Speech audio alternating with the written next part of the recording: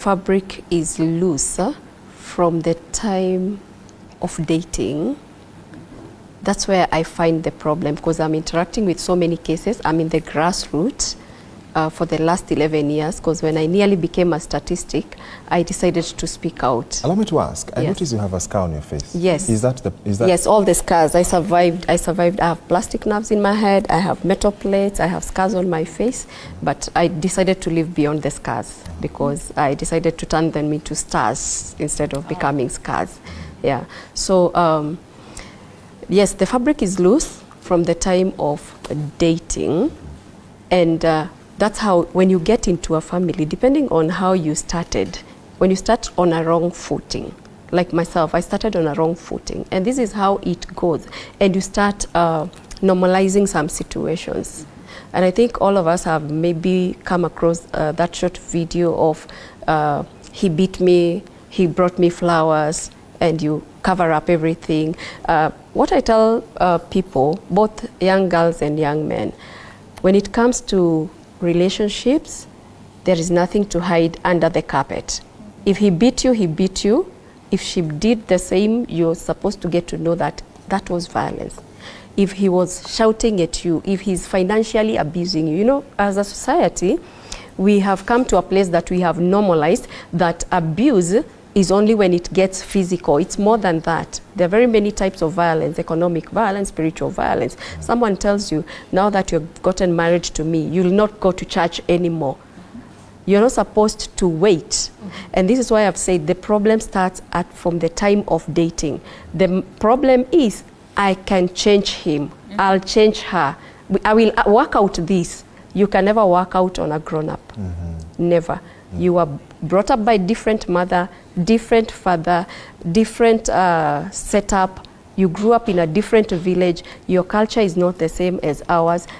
Whatever you believe in, maybe you believe in Christianity, we believe in another God. So you cannot change anyone. And this is something that we have to know, and we have to work it out. And the other thing is, what will people say? It has made so many bright futures end up in the grave. Like, I had a very big wedding, I had a very good relationship with this kind of a man who has a very big name in the society. I was handling a certain murder case for a certain lady called Salome. I think that was back in 2017, yeah. The one who was burnt when she went for school uniforms for her children.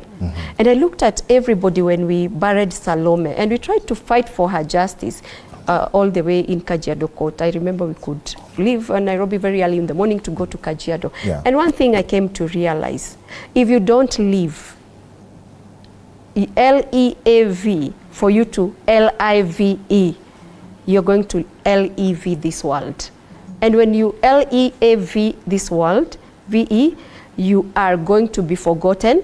We will pass by Kiserian if you are leaving Kajiado, eat meat, and go back, you'll be rotting 6 feet under. For me, I tell people, if it is not working, it's not about what they will say, it's about me.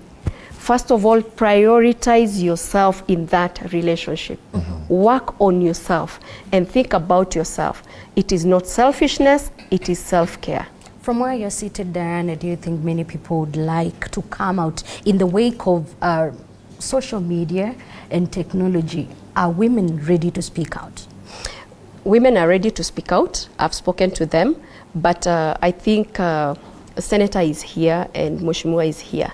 In the wake of social media, I keep telling people on social media, you have to know there is something called TFGBV, Technology Facilitated GBV, and then there is Cybercrime Act of 2018. You know, people don't know that you can sue someone. It is important for you to know, if someone writes something about you on social media, you can sue them. You know, it is until we start suing, and I am going to say bloggers, because most of them, immediately you step out, and that's why people feel it is not safe to step out and speak, because the next thing is the blogger, and you know, they want to make their story so sweet.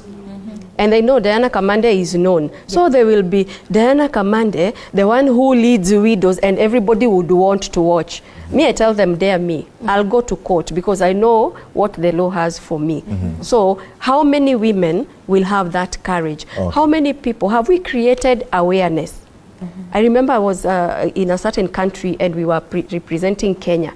And I spoke and spoke and spoke. And somebody raised their hands and told me, Kenya, you are so good. You have very beautiful laws, but you don't implement the laws. Imagine, in a full room, on a microphone, and somebody tell you have very good laws, but your problem as a country is implementation. Can we implement what we have? Okay. And it starts with the ones who are supposed to do it, and you don't prioritize. Mheshimiwa has spoken about where she has, first of all, really fought about getting justice. And I'm going to tell you, it is important. Thank God the police are represented here. It is important we prioritize lives. We prioritize everything that has to be prioritized. I thank God my case was really dug deep into and I got justice. Okay.